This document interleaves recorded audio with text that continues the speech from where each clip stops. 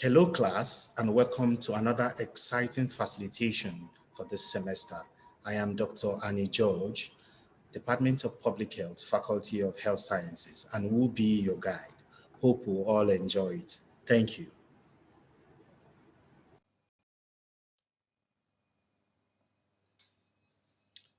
Hello, students. Welcome to week 5 of our discussion on child health PHS 311. In the previous week, we talked about topic 4, vaccine preventable diseases. We looked at the diseases that are vaccine preventable. We looked at diphtheria, we looked at tuberculosis, we looked at pertussis, we looked at a host of other diseases that are prevented by childhood immunization. Today, we'll be looking at topic 5, immunization schedule and cold chain management. So at the end of this lesson, we should be able to compare the difference between the WHO vaccine schedule and that of the Nigerian schedule, and then understand the cold chain system and management. So if you look at the WHO vaccination schedule in Nigeria, this is like a basis or standard for most countries to use in drafting their vaccination schedule based on their perceived needs. You could see BCG at birth and DPT at 6, 10 weeks and 14 weeks, and then hepatitis B at birth, 10 weeks and 14 weeks, measles at 9 months, and then where meningitis is its prevalent, you have people who are at high risks, the high risk groups to be vaccinated. You have the OPV, the oral polio vaccine at birth, 6, 10 weeks and 14 weeks, and then the yellow fever at 9 months. So let us see the next slide. The national routine immunization schedule in Nigeria, we talked about it in the previous lecture.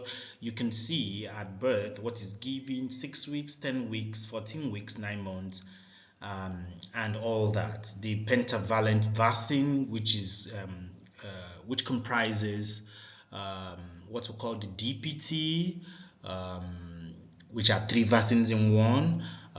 You have the Hep B, hepatitis B vaccine, makes it the 4th, and then the 5th, which makes it the pentavalent vaccine, is the H influenza vaccine.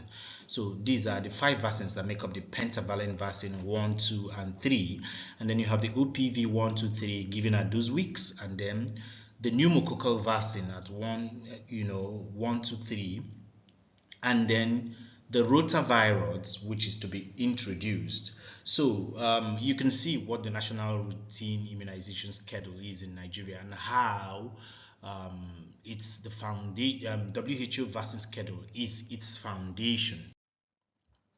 So what's the difference between that of the WHO schedule and then the national routine immunization?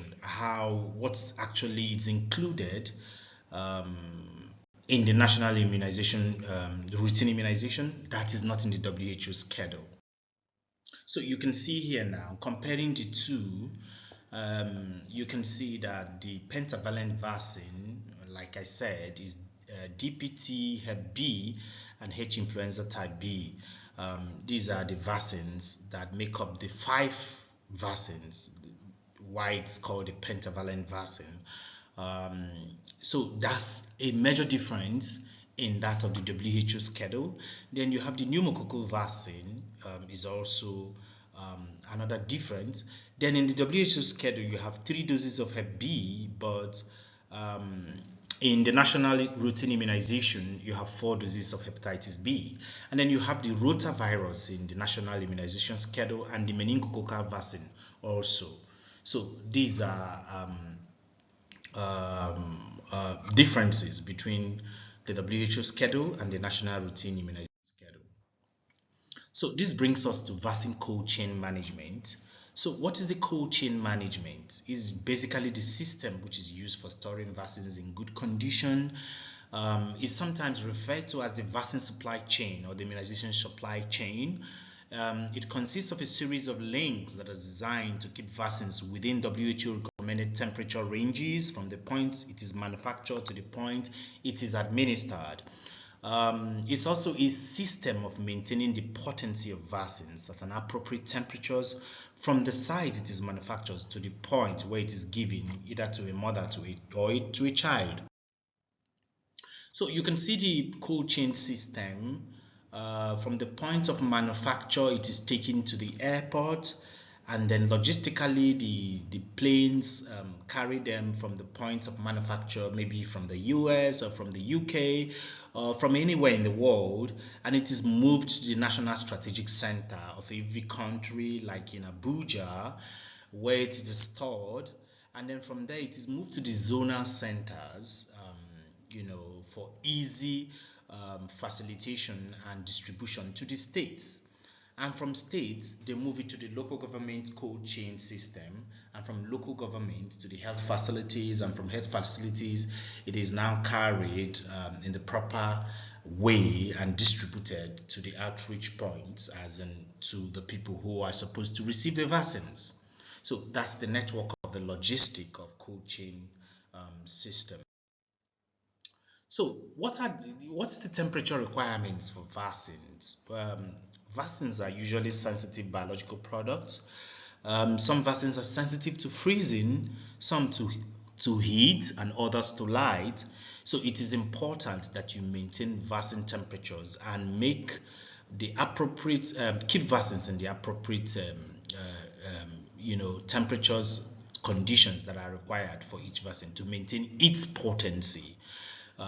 So vaccine potency is the ability to adequately protect the vaccinated patient, and this can diminish when vaccines is exposed to inappropriate temperature. So if you put vaccines in inappropriate temperatures, the potency or the ability of the vaccine to do what it's supposed to do is diminished. So once the potency of a vaccine is lost, it can be regained. So to maintain quality, vaccines must be protected from extreme temperatures. The vaccine quality is maintained using this cold chain system that we talked about, which meets specific temperature requirements.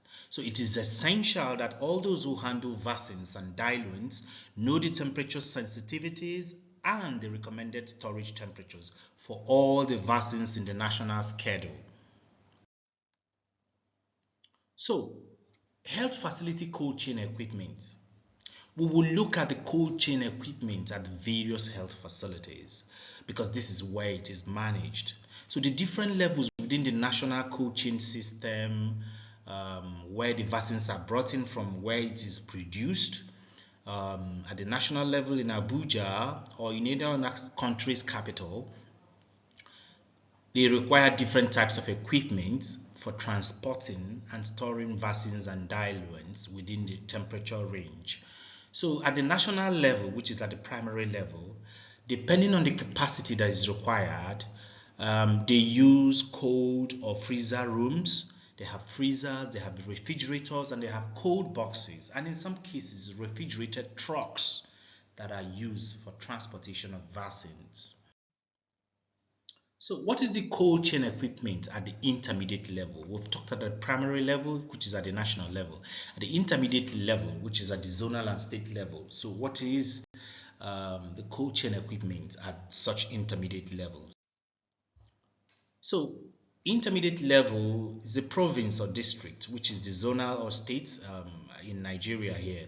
Depending on the capacity also, they use cold and freezer rooms or freezers and refrigerators and cold buses, and in some cases refrigerated trucks for transportation as well, because they have to move the vaccines from the states to the local government. So that brings us to cold chain equipment at the peripheral level. So we talked about national level, which is the primary level, and then the intermediate level, which is at the states and the zonal level. Now we're talking about the peripheral level, which is the least of the levels, which is at the health center and the health facilities or health post. So it also depends on the capacity, but generally they have refrigerators And then they have what we call water pack freezers, cooling compartments, cold boxes, and then vaccine carriers. Vaccine carriers are used, for distribution of vaccines to the end receivers, the consumers. So in some countries, cold boxes alone may be used for monthly or weekly immunization sessions, because this peripheral level is the point where the vaccines are moved to the end users. Now, I want to specifically talk about in the vaccine management or in the vaccine logistics. I want to talk about what we call the vaccine vial monitors, VVMs. These monitors are usually in the vaccine containers put by manufacturers to show when the potency of vaccines are beginning to or the potency of vaccine is beginning to decline, or whether such vaccine is still good to use. So usually there is a start color in the inner square of the what we call the vaccine vial monitors, which is never pure white. It's always slightly purple and lighter in color than the outer circle. So that is usually the start color. So when a vaccine is produced and stored in the vaccine containers, there is always a vaccine vial monitor which is used as a guide to evaluate the potency of vaccines, whether they are still good for administration or whether they are bad. So the changes in color is a guide to show whether the vaccines are still potent. So the start color, usually when you look at those vaccine containers, like we said, it is never pure white. It's slightly purple and lighter in color than that of the outer circle. However, moving forward, the inner square starts to darken in color due to opening and closing over time, depending on the expiration date of such vaccine. Such inner square starts to darken in color until the temperature or duration of heat reaches a level which degrades the vaccine, at which time the vaccine vial monitors shows that such vaccine should be discarded at such point. So as temperature or such vaccine is exposed to temperature over time, it reaches a level when the vaccine is now degraded and then the color darkens.